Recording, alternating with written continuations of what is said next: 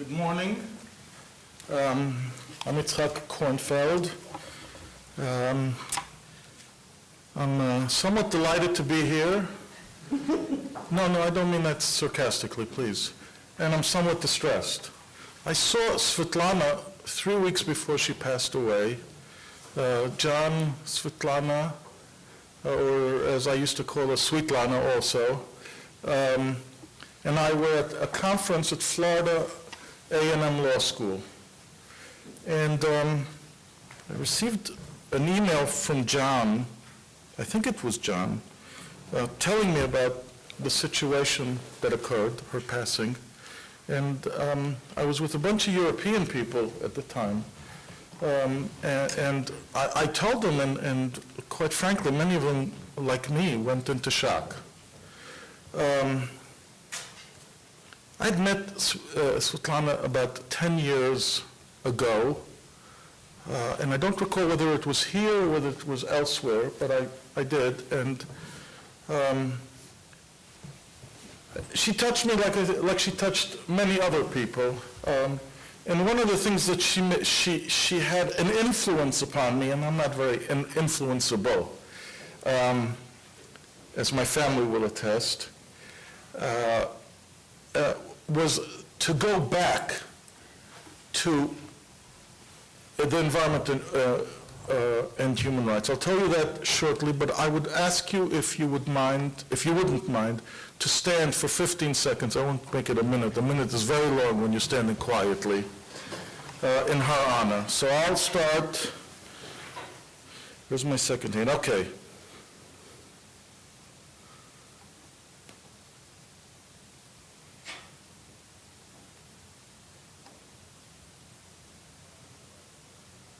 Okay, that's 15 seconds. Thank you. The other thing I'd like to say is, in Hebrew, there's a term that even the most irreligious secular person uses when they talk about someone who passed away. And that's, I'll say it in Hebrew and I'll try to translate it because it loses something in the translation. Tihiyeh, for a woman it would be Tihiyeh Brucha. May her memory be of a blessing. And I think it's quite fitting for Svitlana that her memory, and I think that's why many of us gathered here, and when we were asked to come, I certainly didn't hesitate, but for a little thing, and are here. So let me tell you about, before I start, I'll do my presentation quite quickly, and then if anybody has any questions, you can ask during the question period or at another time. In 1978 or 79, I had started, I should tell you, it's earlier, I started studying law in Israel at the University of Tel Aviv, and like most of the other foreign people here will tell you, you don't go to college or to university and then go to study to law school. You go right into study of law, and you get an LLB. But I had gone as a guard for students abroad to the Sinai, and we climbed Jabal Musa, otherwise known as Mount Moses. Jabal is in Arabic mountain or mountain, and Musa is Moses. And we get up to the top. We start around 2:30 in the morning because it gets quite hot. And this was probably in April or May. And we get to the top, and I see in front of me mountains, granite mountains. To the left is the Red Sea, and to the right is the desert. And I look and I go, how the hell did... Now, I knew about geology. You know, I studied it like most people in high school. And I said, how the heck did all this get here? So I went back and I talked to my advisor, and he said, oh, this is geology. And I said, well, I need to study this, man. And the way it works in Israel is, I'm sure, the way it works in most non-American countries. You have to apply for the program. And once the seats are filled, that's it. You have to wait till the next cycle. I didn't want to wait. So there was a hiatus, and then I applied and I went to Columbia University, and then I left there. But in any case, I was a hydrologist, as was said, and I thought Those of you that don't know about Love Canal, you ought to go look at the history. It was a bunch of people, a neighborhood that lived on a canal that was lined, and there was a lot of pollution, and these people had to leave.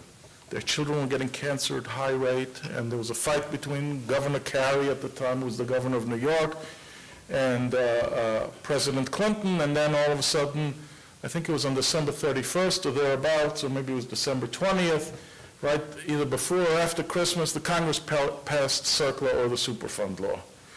We got there a little before, because that was in 1980, I believe, or 79. And I said, man, you know, this pollution, this is a human rights issue. You're driving people out. And then I thought to myself, well, you know, the Clean Air Act, the Clean Water Act, these are all, in essence, human rights issues. Why? Why should anybody, if we're not here, if humans are not here, who cares, right? Who cares? If it's clean, if it's dirty, if it's not so clean, not so dirty. So, and then I went to work for the oil industry, and then I went to law school in New Orleans because I was working there and we couldn't sell our house because the oil market dropped. Get a load of this. It went from $45 a barrel to $12. Now it's around 110. I think 119, I believe, a couple of days ago. I was checking. So, but I then went purely into environmental stuff, and then I met Svitlana, and all of a sudden we start to talk and about the Aarhus Convention and the Espoo Convention. Espoo, by the way, is the city in Finland where Nokia is. So now you know. You could put Nokia and Espoo. And all of a sudden I said to myself, you know, I have to go back to this.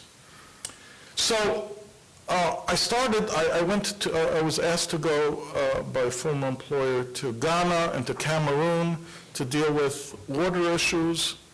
And for those of you that don't know, women there have to walk 2-3 kilometers a day, which is about a mile and a half, with these huge clay buckets on their heads and holding them to go for water, drinking water. And then I wrote an article about some of that, and here I am. Now, I'm going to take you on a trip quite far away from here, but before I do that, I want to share with you something that most Americans don't know. Now, this is the United Nations Universal Declaration of Human Rights, and I'll tell you, although I have a slide, that this was passed by the General Assembly, and most Americans don't believe that a General Assembly resolution is worth the paper it's written on, let alone being law. Now, so they recognize the inherent dignity of equal and inalienable rights for all members of the human family. Anybody know? Does the Supreme Court here have a right to dignity? No. You think it's going to happen if I brought a suit for my human right to dignity and the Supremes even decided to grant cert, you think they take it? No. Okay, now, there's a common understanding that these rights are of great importance and full realization and that every nation pledges. Now, just so you know, those of you that don't know about this, Eleanor Roosevelt, the former First Lady, was the force behind this after World War II.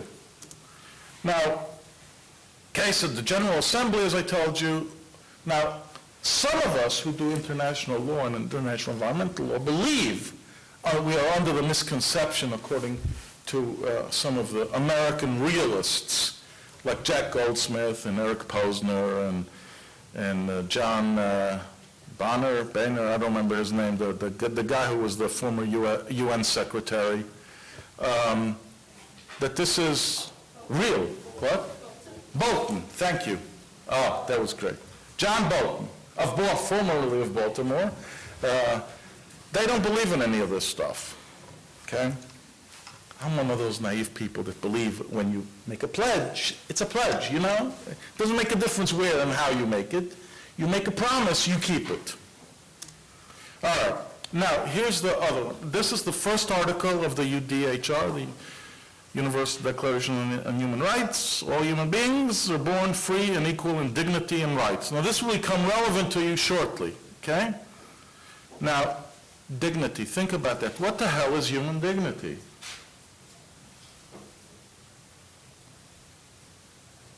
Human dignity is the fact that I treat you like you ought to be treated.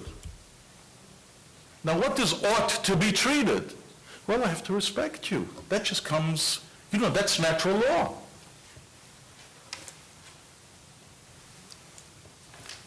All right, now we're going to go from Oregon all the way over there to the Middle East. So you see it's going to take a while. Hopefully it won't take as long as it took me to get here, courtesy of United Airlines. Okay, now, I show you Israel, Egypt, the Negev Desert. I'm sorry, that looks a little fuzzy.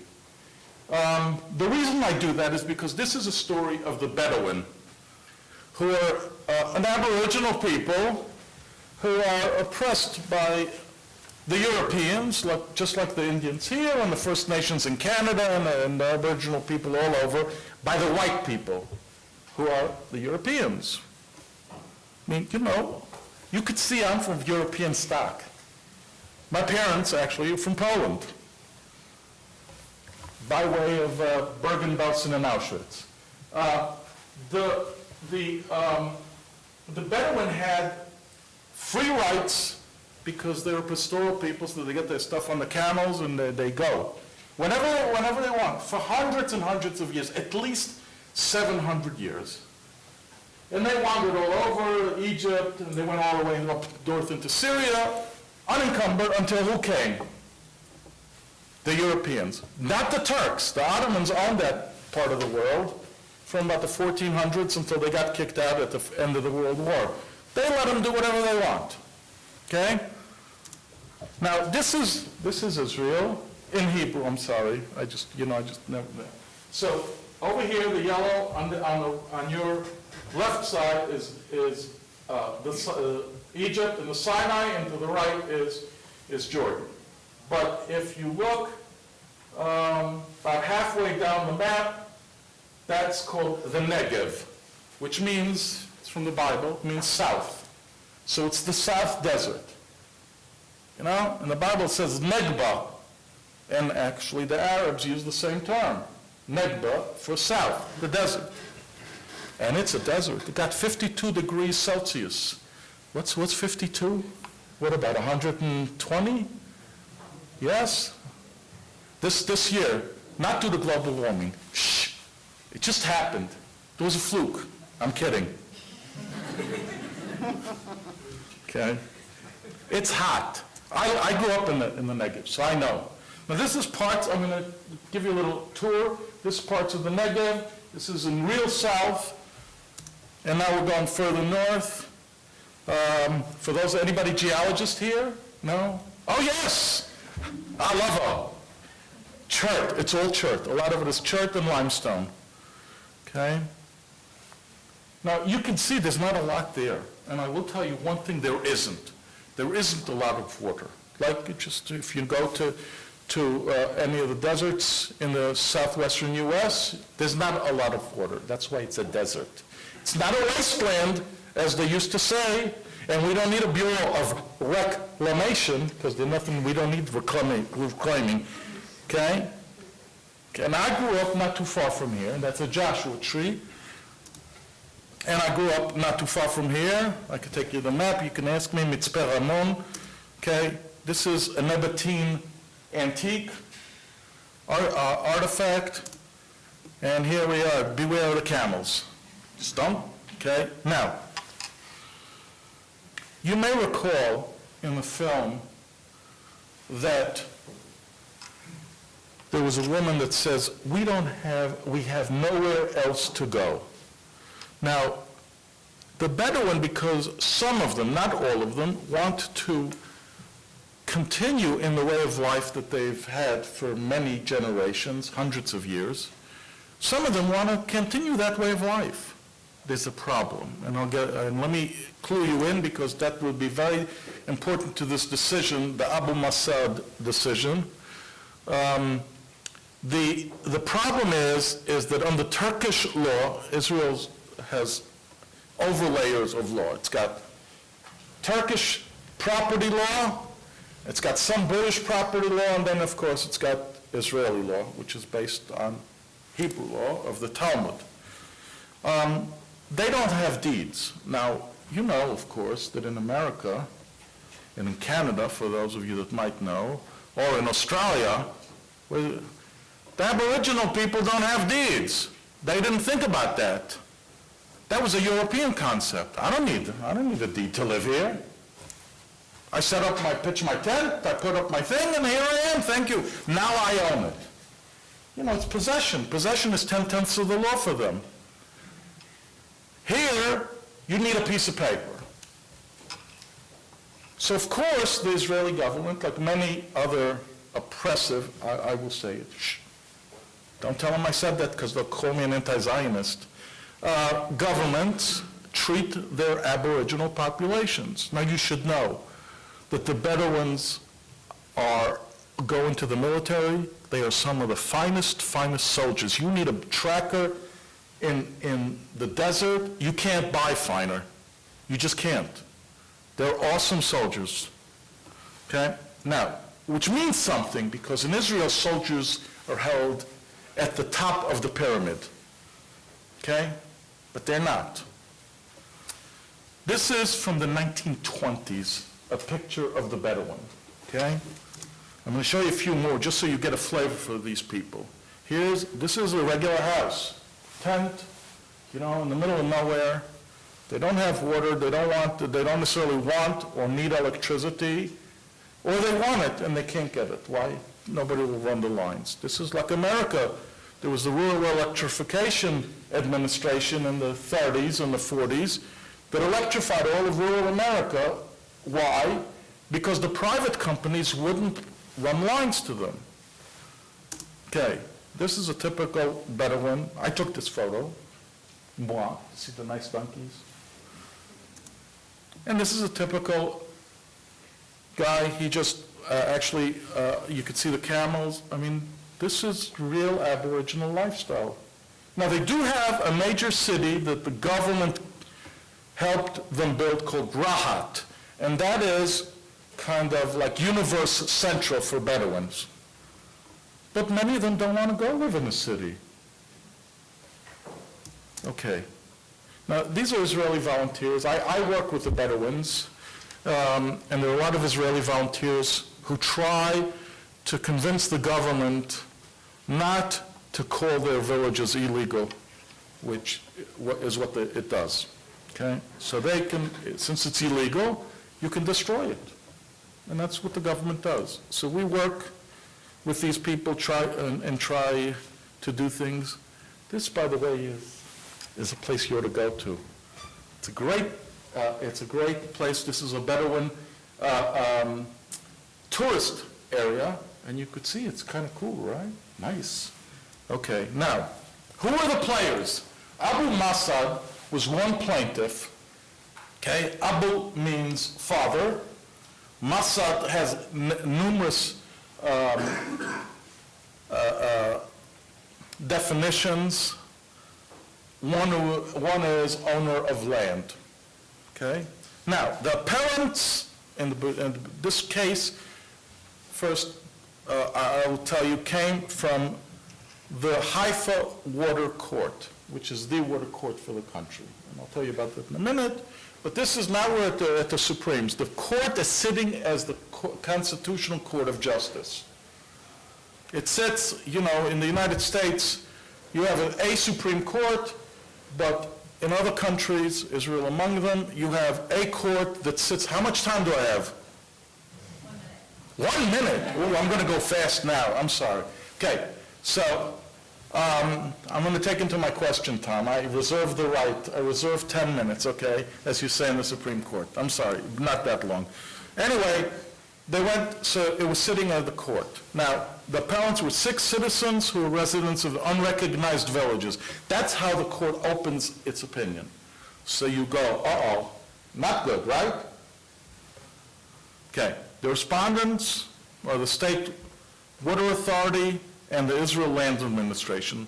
The latter is, in Israel, unless the government gives you title, it owns all the land. Okay? So the Land Authority is the one that's required to bring connections of water to all people. Now, the other player is a district court in Haifa, sitting as a water court, which means it has one judge and two citizens, and they hear the case. They rejected an appeal by the Bedouins to be connected to water. Okay, and then the last player, and you know, we need players, right? We have to have players in any scenario. It was Judge J.E.L.L. who authored the opinion. Now, Justice Procaccia was mostly involved in commercial matters, but for some reason she drew the lot to write the opinion. Now, there was a case that was brought previously, okay? It was Unrecognized Villages, the Regional Council for Unrecognized versus the Minister of National Infrastructure. It was not a published opinion, which for those of you who will practice law and those of you who have, know it may not have a lot of weight. But the court did give this opinion weight. And that case determined that in suitable cases, people in unrecognized villages have a right to water, to be connected, but it has to be decided case by case. Okay, so let's go. Here we're before the Supreme Court, sitting as the High Court of Justice, and there's a right, the court says that there is a right to water, and it's a normative right, means it's a rule-based right. And there are three levels on which this right exists. The first is based on regular law, both by virtue of statutes of the Israeli statutory scheme and by virtue of customary law. Next is there's a constitutional right to water. Just as Justice Benjamin said earlier, you know, other people have different constitutions, and Israel doesn't necessarily have a written constitution like that in the United States, but it models its constitution on that of the European community. So there is a basic law. That's the basic law, and under the basic law there's a right to dignity, a human right to dignity. And that right to dignity encompasses not only you should be treated equally and nicely, but it also means a basic right to life. And if you're going to have a basic right to life, the court, I'll give you a little secret, this is what the court said, then you deserve a right to water. And then finally, there's at the top of the pyramid it says is the legislative right, which is that people under the legislative right have a right to water. Now, Israel is a party, as is the United States, but it's not enforceable here, it's enforceable in Israel, to the International Covenant for Social, Economic, and Cultural Rights of 1966. And under that right, there is a right of a person to maintain a suitable quality of life in Section 11 of that covenant. And here I'm going to quote, the state parties to the present covenant recognize the right of everyone to an adequate standard of living for himself and his or her family, as the case may be. You remember, this is in the 60s. We were much more man-based, including adequate food, clothing, and housing, and to the continuous improvements of human living conditions. Well, folks, I'm here to tell you that you can't have an improvement of living conditions unless you have water. I teach a course in international water, and the first assignment I give to my students is go home and for 3 days figure out how much water you use. Okay? They do that. So, the state parties will take appropriate steps to recognize that right. And although the right to water is not specifically mentioned in the covenant, the committee determined in comment 15 that there is a right to water.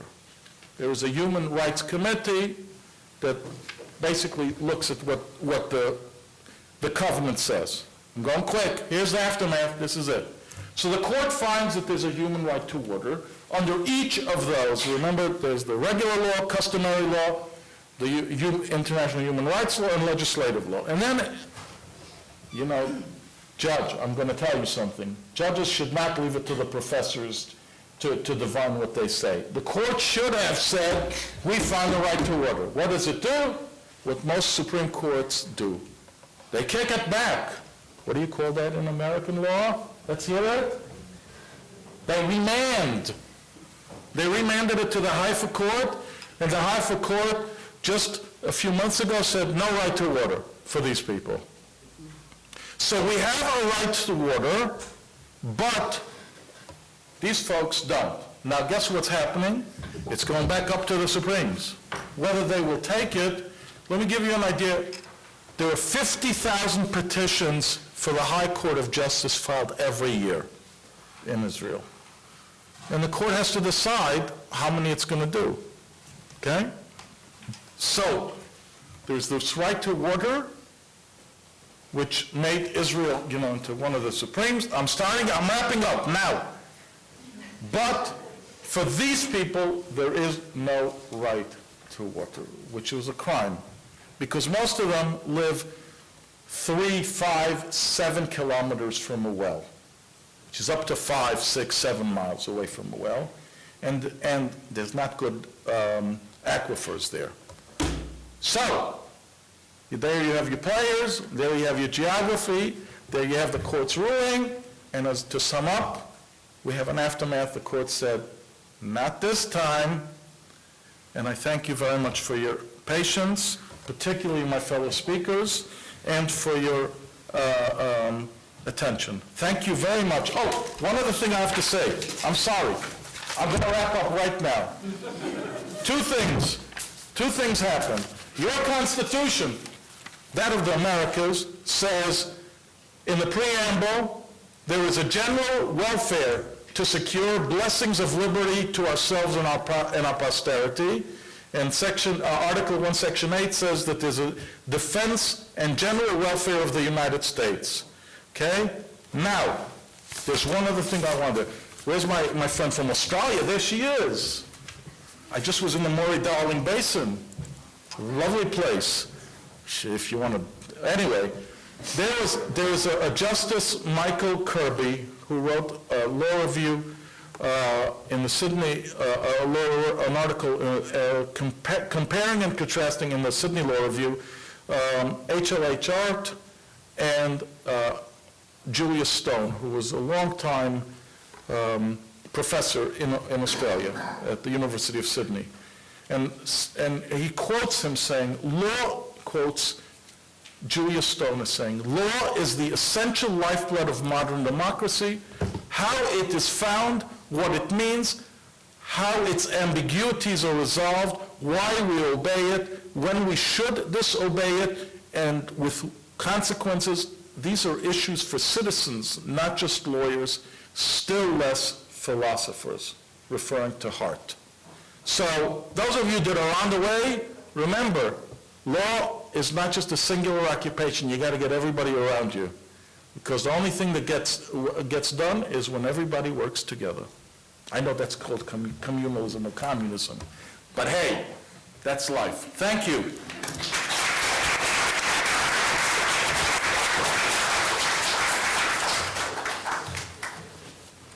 Slap me. Good. I've been slapped for taking too much time. I apologize. So to move forward, just use the space bar. Just tap the space bar. It's Professor Smith rule. Between the slides? Yeah. Okay. I'm not sure I have as strong a voice as you talk, so I will lean forward and try to use the mic. Still, good morning, and thank you for having me here. Thanks to Michelle Peterson and the other student organizers. Thank you to John for bringing me here and inviting me to this conference that really celebrates the legacy of Svitlana. I didn't get the privilege of, although I attended conferences with her, I didn't get the privilege of working with her. But just seeing her in action taught me one very important thing that I tried to bring to this talk today, which is I try to only teach, write, and do things that are terribly important. And this, I think, is one of those things. My talk today is called Connecting the Dots because it's not necessarily obvious to everyone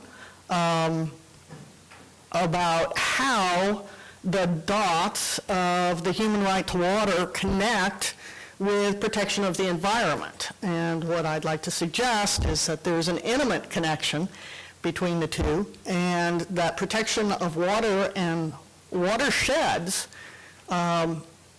may be perhaps best realized through the human right to water.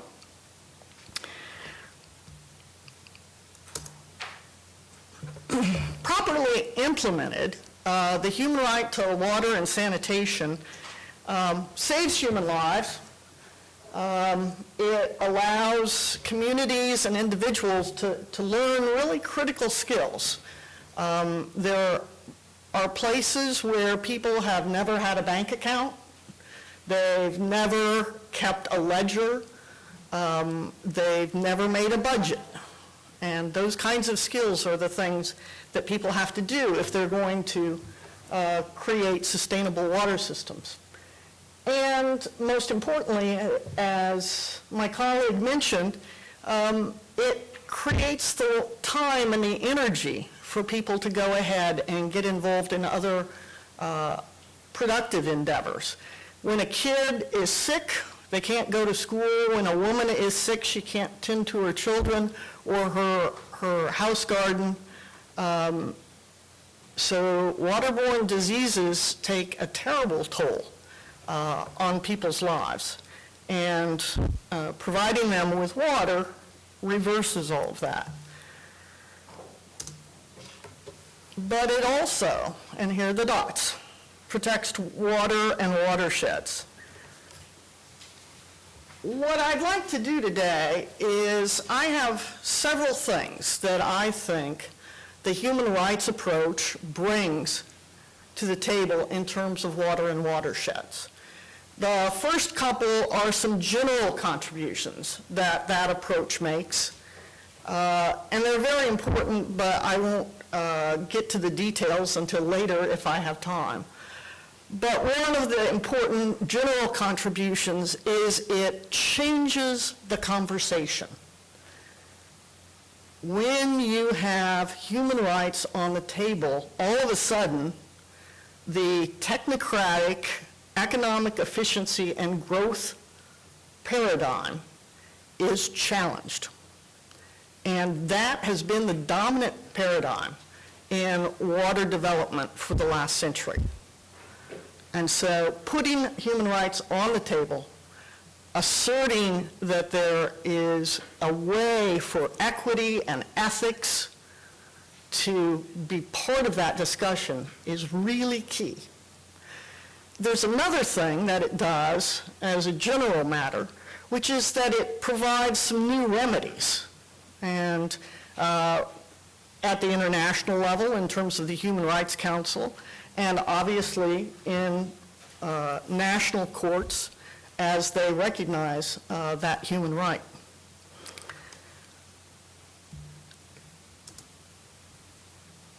Let me start that the other things that take place and that are contributions are that I think there's a much greater contribution to be made by the human right to water and sanitation than is currently made, and that's going to take some refinement of the nature of the right to actually recognize the integral nature of protection of water and watersheds to realization of that right. And I'll come to that at the very end. But the first thing and foremost thing I want to put on the table is that very, very direct link between the human right to water and protection of the source water and the watersheds. And that's where I'll spend the bulk of my time.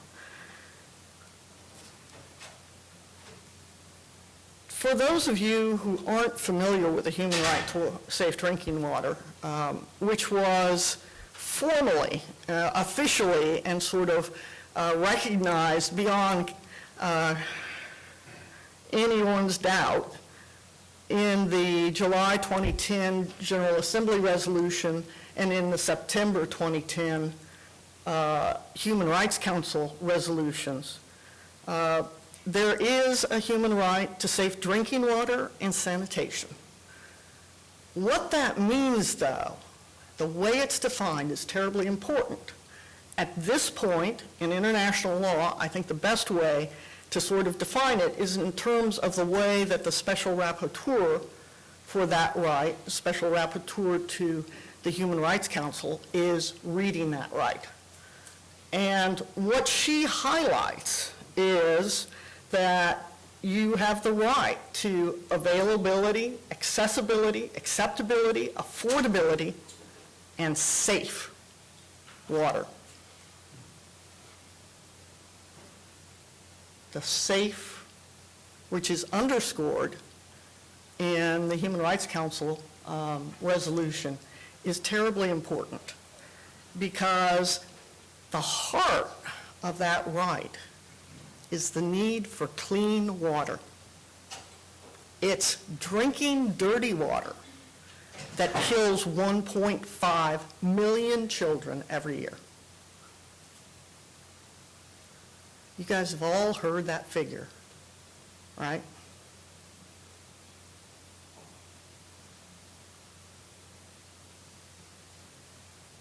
In that period of time, in the 15 seconds we took at the beginning, another child died of waterborne disease. Not only do we have those waterborne diseases killing children, but they cause literally billions of illnesses a year. There is very little doubt in my mind that this is the most critical human right that exists. So we have a few problems with the human right. First is that it isn't recognized by everyone as a human right, including the United States. But because of the efforts of people in Israel, in India, lawyers around the world, it's moving to the point where I think the right is going to become customary international law. And at that point, we will get a shot at making it part of American law. The other sort of problem of the way that it's currently recognized is it's recognized through the Convention on Economic, Social, and Cultural Rights. And the way in which that is phrased is that you have to progressively achieve it to the extent of available resources. And that's not very clear. That's the kind of waffle word.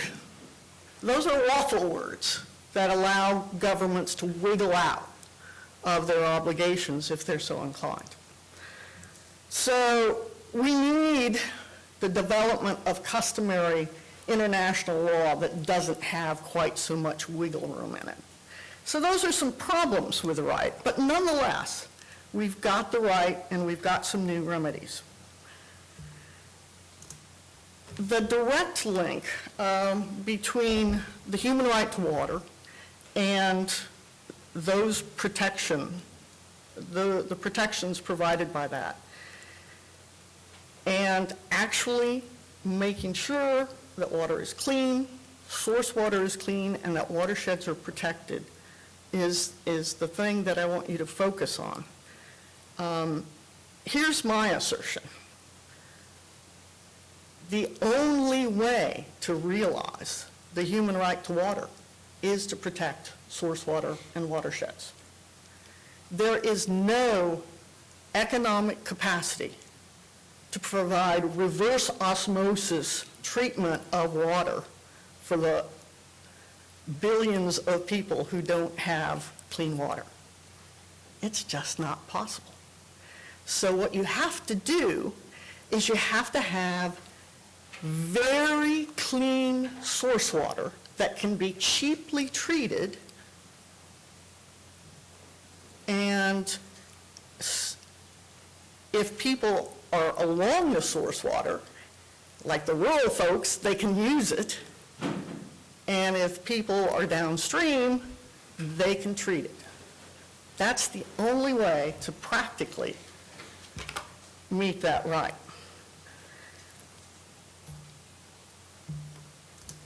What I'd like to do to sort of expose you to the ways in which I came to learn this is to tell you a tale of two cities. One of them is my hometown, Salem, Oregon, and the other is Inch, Haiti. Both of the towns have more than 100,000 people in them. Both of them are capital cities of the state. Both of them have a history of waterborne disease. Many of you may not know that Salem was the typhoid center of Oregon because people drank the polluted Willamette. They both have mountain water that is available as drinking water, and the climate in both of them produces sufficient rain so that both climates actually support rainforests. Right. Haiti's is tropical, ours is temperate, but there's a lot of water there. There are places in the world that don't have a lot of water, and that is certainly a problem in some places. But in most places in the world, there's plenty of water. It's just not clean. So let me take you first to Salem. This is Salem for those of you who've never been there. Nice little town. And there is our drinking water source. I've spent 6 years of my life protecting that drinking water source and protecting the McKenzie River, which is where Eugene's water comes from, and protecting the Clackamas, which is where some of the Portland suburbs get their water from. We have an outstanding river there. It is clean.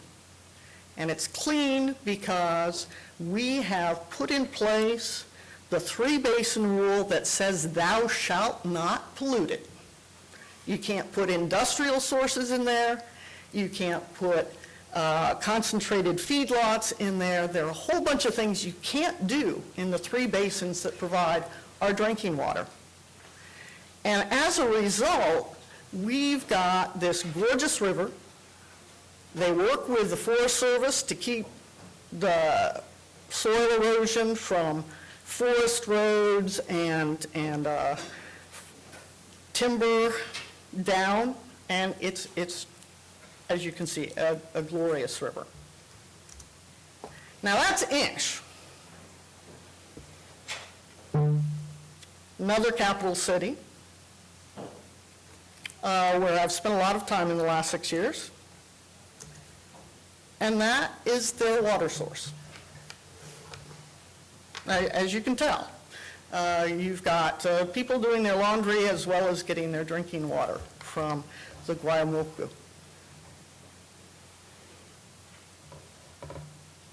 Now, there are some alternatives to the Guayamoku.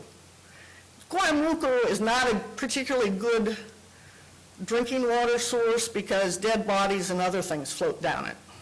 It's kind of like Mother Ganges. You don't really want to drink that water.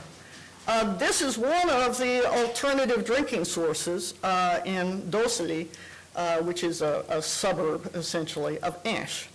When they run out of water from the city fountains, they wait for that little hole to fill up and get more water.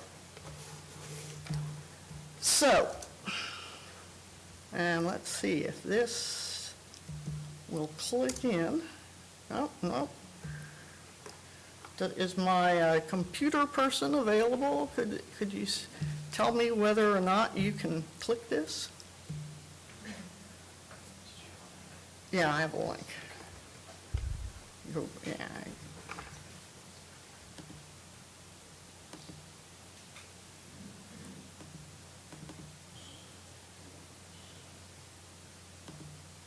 Okay, it won't do it. Okay. That's all right. I can talk about it.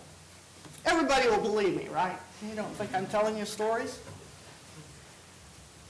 Well, go to Google Earth, or at least I have a picture taken of Google Earth.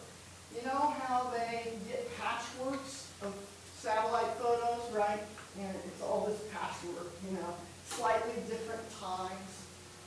I have a picture of the Guayamoco that has the rainy season and the dry season right next to one another. This is chocolate brown. This is kind of greenish. In the dry season, it's kind of greenish. Turbidity is probably 80 units or so. In the rainy season, well over 400. It's really almost like night and day. And so what is the reason for that turbidity? It's deforestation. The farmers farm on very steep slopes, and there aren't any trees, there's no vegetation, and the soil runs off and it makes the river dirty. What happens when that happens? You can't treat the water with the really cheap ways that Portland and Salem and other cities use. The slow sand filter that Salem uses is just not available. And I share this because in the long run, the only way that places like Inch will ever get clean water that keeps their kids from dying is if the water is cleaned to the point by proper maintenance of their watersheds and keeping pollution out of the river so that they can use it for drinking water. That's the only real way to do it.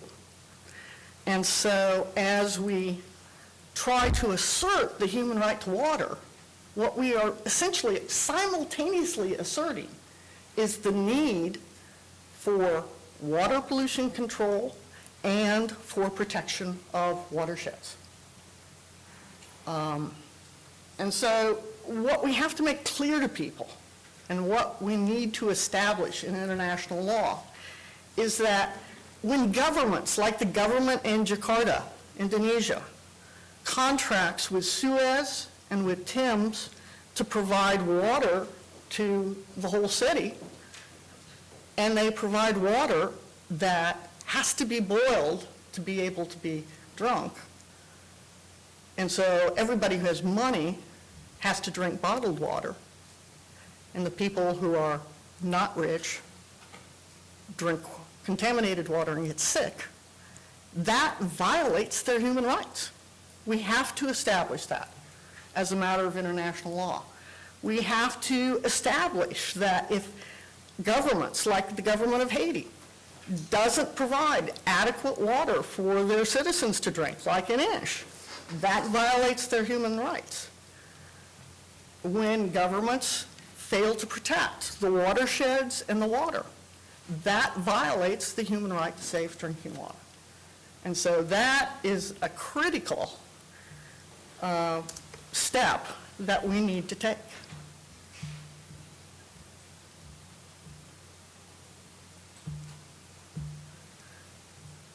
So now, I have a couple of minutes just to fill you in on a couple more things.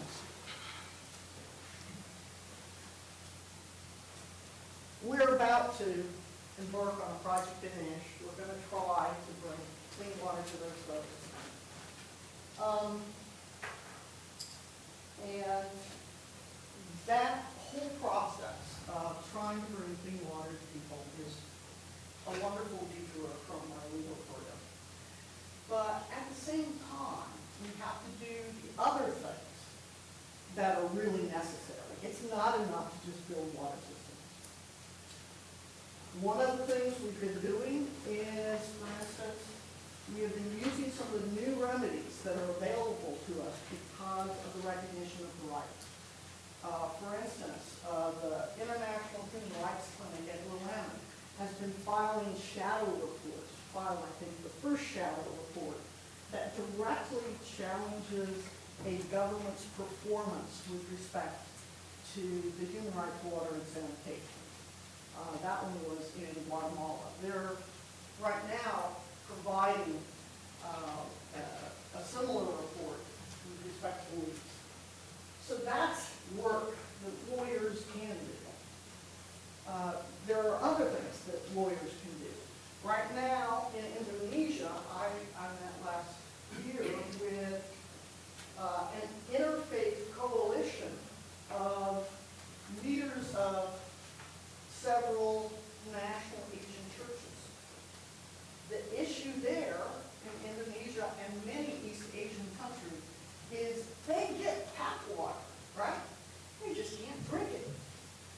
And poor people die because they drink the tap water.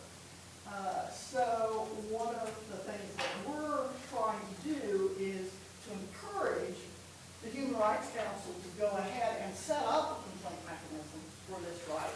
But further than that, until they do, we just take it straight to the council and pound on the table. So that's other work that advocates can do. So I know that J.E.L.L.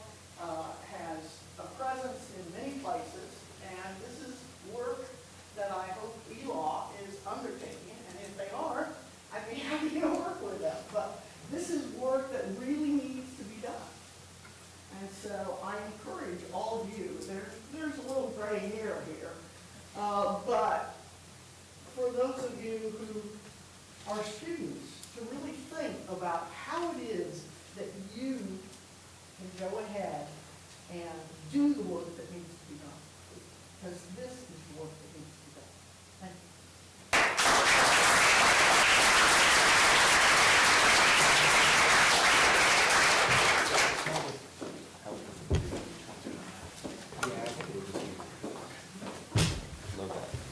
Pardon me. Just switch around. No, he wants to use your computer. No. Sorry, I just did that. That's okay. Was she the one you were mentioning by having the link?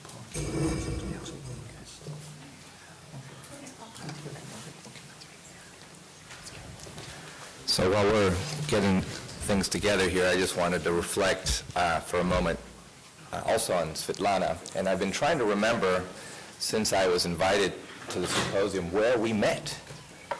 You know, and I can't quite remember because we've seen each other in so many different places. You know, we're in the trenches all the time working on human rights and environment issues. And then the video, it sparked the memory. We met at that meeting she mentioned in 2002, where several of us just erupted into that meeting. We were uninvited, and we've been in that situation many times where we're not invited because we're the crazy NGO pushing the academics, the legal people to address issues that they're unwilling to address. I didn't realize you were also uninvited. I know I snuck into the meeting. I remember that, and I remember thinking, who is this guy? He wasn't even on the list. Right, Yeah. two questions that the moderator said, who the hell are you? I remember that, and that was it. That's where we met. And, you know, over the years, things like human rights and climate change, human rights and environment, I remember the first resolution in the Americas, which we drafted, when the states got through with it, it it read, we will study whether or not there's a link between human rights and environment. That's the best we could do in, I think it was 2001, 2002, back then.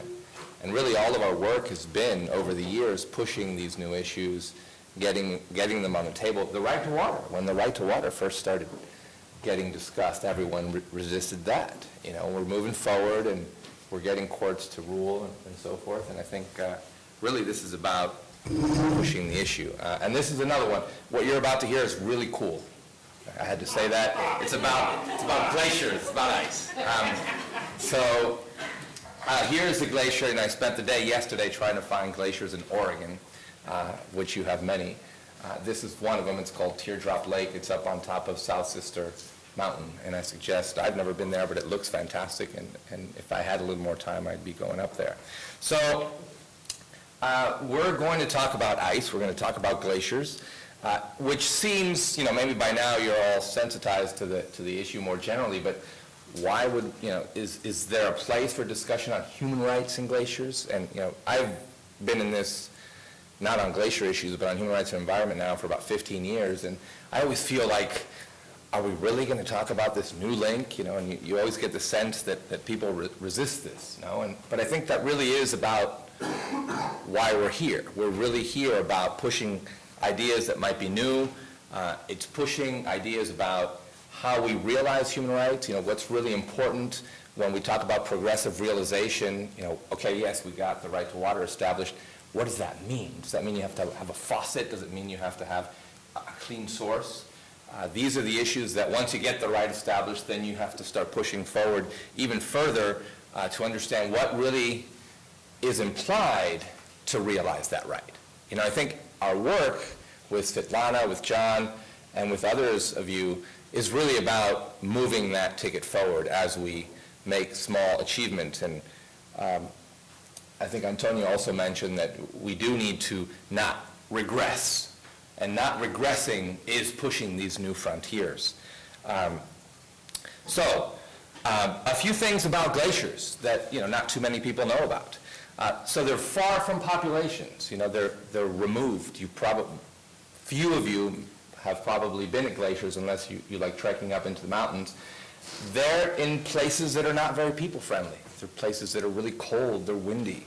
We're not around them. They can be invisible, and we'll talk about that momentarily. They can be deadly. People die at glaciers because they fall into crevices or because they come crashing down the mountain and bury people or entire communities. They can cause tsunamis. There are glaciers that have caused tsunamis in places like Peru. Their function is poorly understood. We know very little about glaciers except that they're up there in the mountain. Their critical role in our sustainability is very undervalued.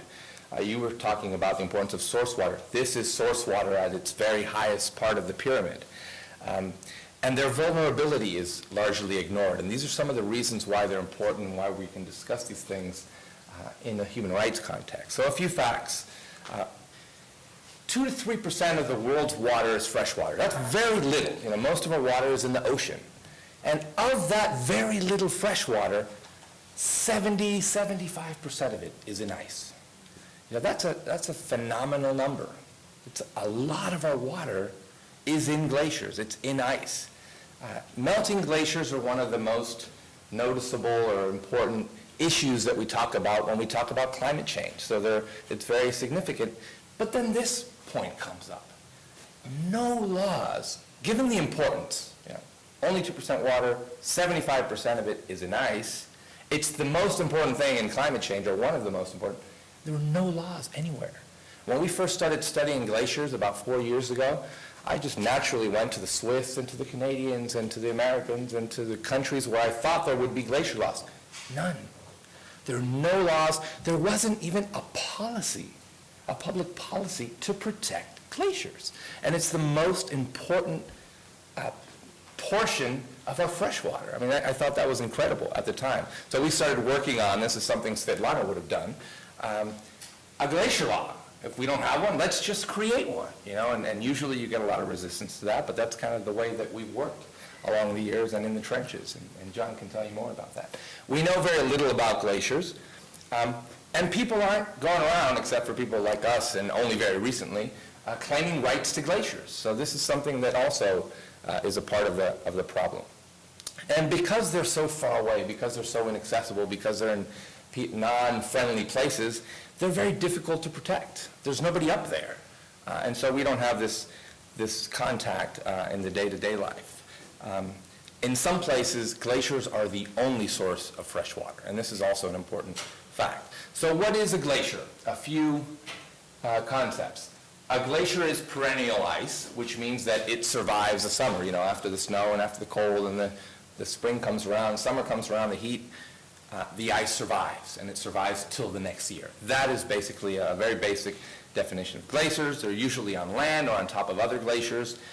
They generally flow, they're moving. If you go back to that picture before, you can sense the flow in that image. Glaciers are moving. Not all glaciers move, but most of them do. They push rocks and they form moraines. If you take your hands and go through the sand at the beach, what happens? The sand goes off to the sides and mounts up around your hands. Glaciers do the exact same thing in the land and in valleys. Sorry, I missed a few. So glaciers form where there is accumulation of snow. They melt, and then they get new snow on top of them, and they recharge. And there's that cyclical thing happening in there between the snow and the water. And the glacier tends to seek some sort of ecological balance, and that's why they persist, and that's why they're in our environment, and that's why they're not in all places. Not all places generate the ecosystem necessary for the persistence of glaciers, and they can be very old. Snow, when it falls, it compacts, and after a few days, or a few hours, and a few days, and then a few weeks, and in a few months, it starts compacting even more and becomes ice. So when you're looking at a glacier, you're not looking at snow. Snow is what it was at the beginning. You're looking at ice, which is the compacting of snow. Sorry, I couldn't translate this one, but this is a basic description of a glacier, and it's coming down the mountain. It accumulates. This is the zone of accumulation. At the top, it's flowing downward, and by the time it gets to the bottom, it starts to melt. And that's the general description of a glacier. So what happens if you're in Eugene and it's the middle of summer and it's about 80 degrees outside, as you start walking up the mountain and you get to about, I don't know what the level is here, but in the central Andes it would be these meters. At about 3,500 meters, everything just gets cold really fast. And you get to a point where it's cold all year round. And there's a certain point at the mountain where it's below 0 degrees Celsius, or 33 Fahrenheit, and that's where it's freezing all year round at an average temperature. And that's where your glaciers form. If you've got snow patches below that level, they generally melt in the summertime. But above that level, you're going to get the formation of ice, and that's where glaciers are going to exist. So some images of glaciers, you can see a person sitting there to give you a sense of the size of a very small mountain glacier. This is a somewhat larger glacier in La Rioja province of Argentina. You can see the size of a person compared to that massive ice that's coming down from the mountain. Here's an image from Oregon, the North Sister. When you see a mountain like this, this is an image taken at the end of June, so you're talking about a warm part of the year. Something is happening there. That snow is surviving. It's very likely that much of the snow that you're seeing in that image is actually ice, and those are glaciers. Another image of Mount Jefferson in Oregon. Can't see the date on this one. This is also in July, approximately. This is Elliott Glacier and Mount Hood. Another image. The Renfrew Glacier in Middle Sister of Oregon, not too far, and you can see again the size of a person compared to this image. This is all ice. A small perennial ice patch in the dry Andes. These are also considered glaciers. Sometimes they're called glacierettes because they're very small, but again, an important ice reserve. And so why is this discussion important? Well, we've already suggested a few reasons. These are massive water reserves. They hold a lot of fresh water. This is water for our consumption and for the ecosystem. They reduce global warming. White surface areas reflect sunlight and heat. And so a lot of white is really helpful. And there are, in fact, people thinking about painting rooftops white as a way to reduce global warming. Their melt poses hazards. We talked about the fact that collapsing glaciers can cause severe injury and sea level rise, and they are at risk now, and we've heard about this in the media. A small glacier, this is about 200 meters wide. It's about the size of a football field. That will provide drinking water for any of your families, your entire family, for your entire existence. It's a very small patch of ice that holds a lot of water. Whereas larger glaciers like the El Potro, this is on the border between Argentina and Chile, can provide drinking water for the entire Argentine population for about a year. This is a lot of water held in these glaciers. And what you're going to find is at the foot of areas with glaciers, you get lakes, glacier lakes, and this is part of the ecosystem, and we see that all over where we find glaciers in the world. This is one here in Oregon. I mentioned earlier, invisible glaciers. Here's an image with very little bit of ice. You can see up there, it's probably small glaciers up there. But let's go a little deeper. In this satellite image, no ice. There's no snow absolutely anywhere. This is in the high mountains in Salta province in Argentina, or Jujuy, right on the border. No ice is visible. Do you see a glacier in this image? No ice is visible at all, no snow. But underneath that rock, there is a glacier. This is the Zenta Glacier. It's called a rock glacier. Here's a person, glaciologist, studying that glacier. It's underneath that rock, and you're probably thinking, this guy's crazy. Where's the glacier in this image? You're going to be drawn right to this area here, but that's not a glacier. That's just a little pond. The glacier is actually underneath that rock, and if you look in there, you can see the white of the eye in there. That's about 2 or 3 meters of ice underneath the rock. So rock glaciers are a different breed of glaciers, and the way they're formed is you get the snowfall, loose sediment on the mountain. It forms the ice as it consolidates, and the sediment starts to slowly cover the glacier until it's absolutely covered. Here is a rock glacier. This is in Calingasta of San Juan, Argentina. That's about a 2-mile long, massive piece of ice. And this front that looks small here, that's about 30, 40 meters high. That's over 100 feet of thickness. And this is an aerial image, a satellite image of that same glacier. This is the one I was just showing you.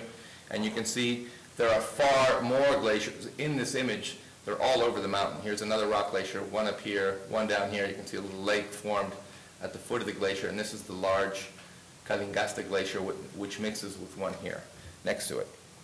Another rock glacier, you can see, you can see the form flowing down the mountain. It looks a little bit like lava. Here's a section of the glacier where you can see it's exposing its ice in this image.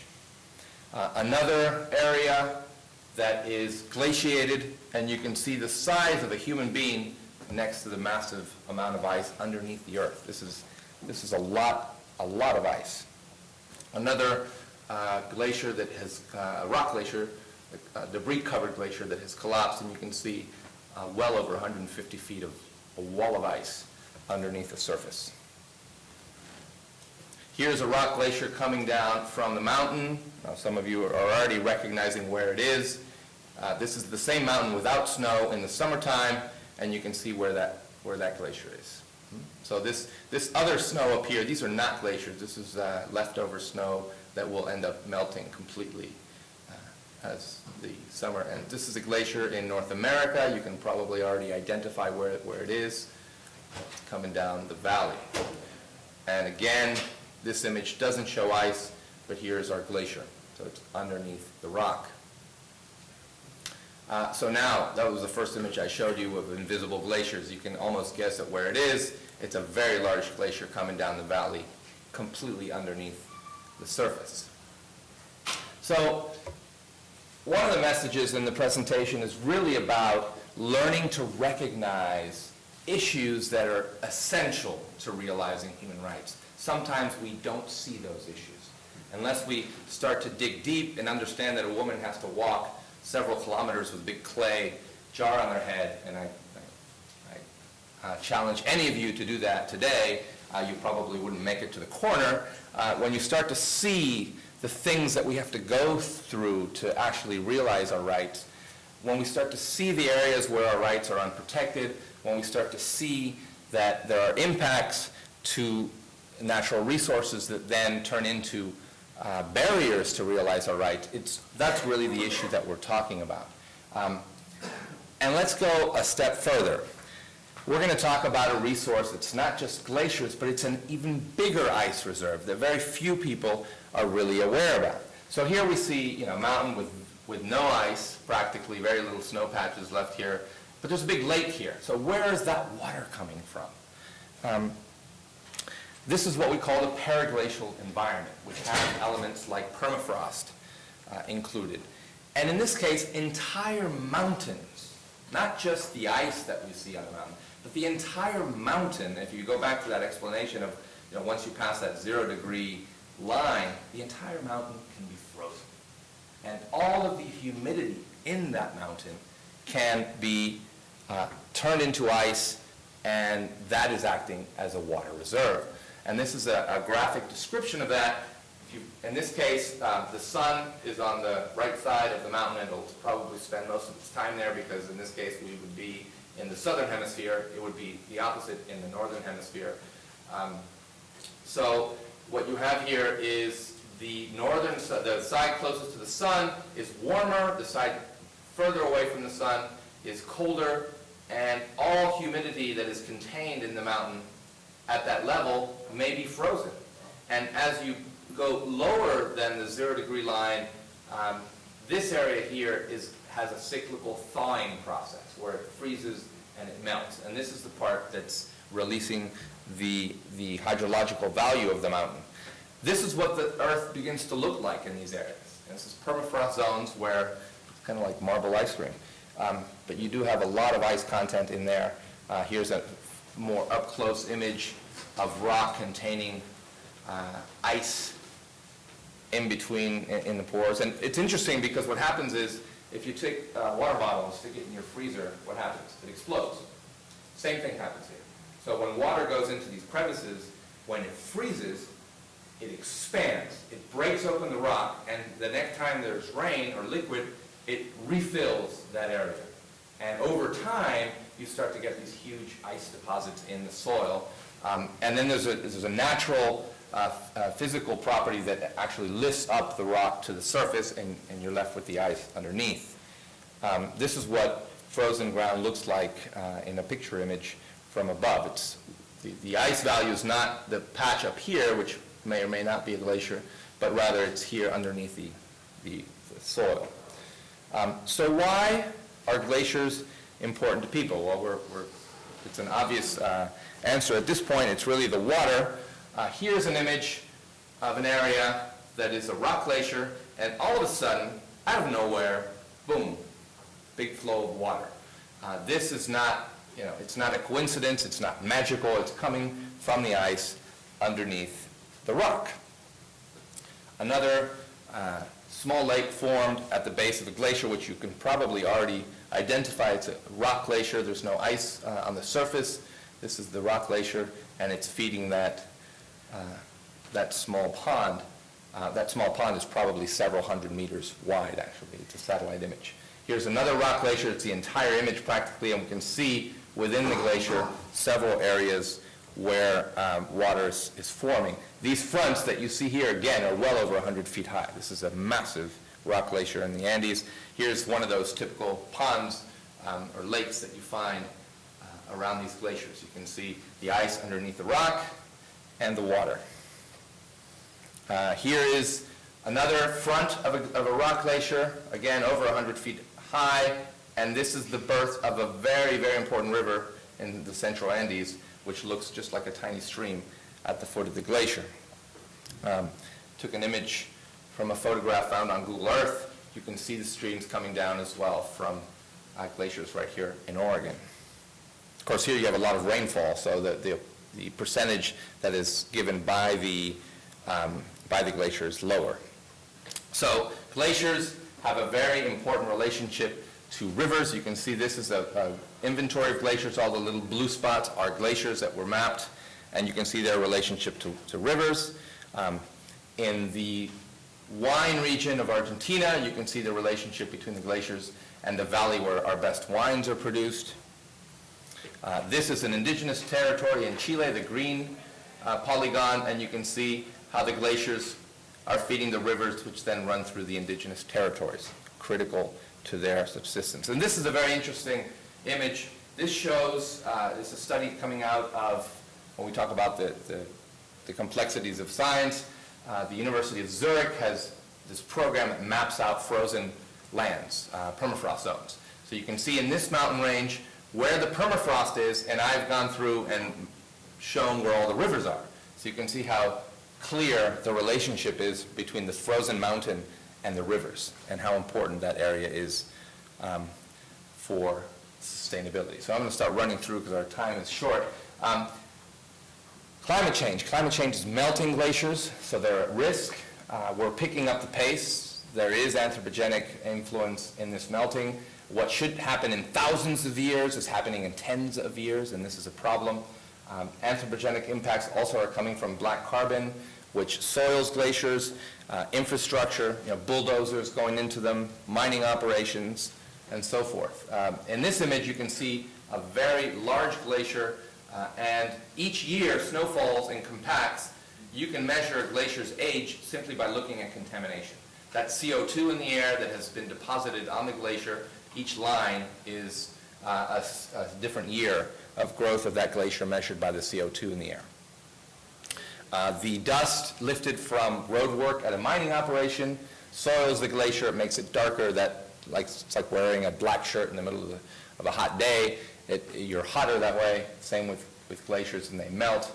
Here is a mining road being opened up through a glacier area. You can see how that glacier was torn apart by the bulldozer, and then you can see that very same glacier, how it has receded from an image taken in December 2003 to 2008. It's almost disappeared, and today if you were to look at Google Earth, that glacier is completely gone.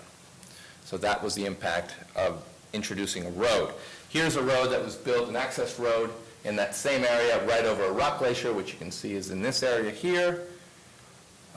You remember this glacier? This is the one that could feed the entire population of Argentina. That glacier has been concessioned. You can see the glacier right here, the blue area. Entirely, its surface area has been entirely concessioned to a mining operation. This is poor regulatory management. So I'm almost done here. So glaciers, no laws existed until recently.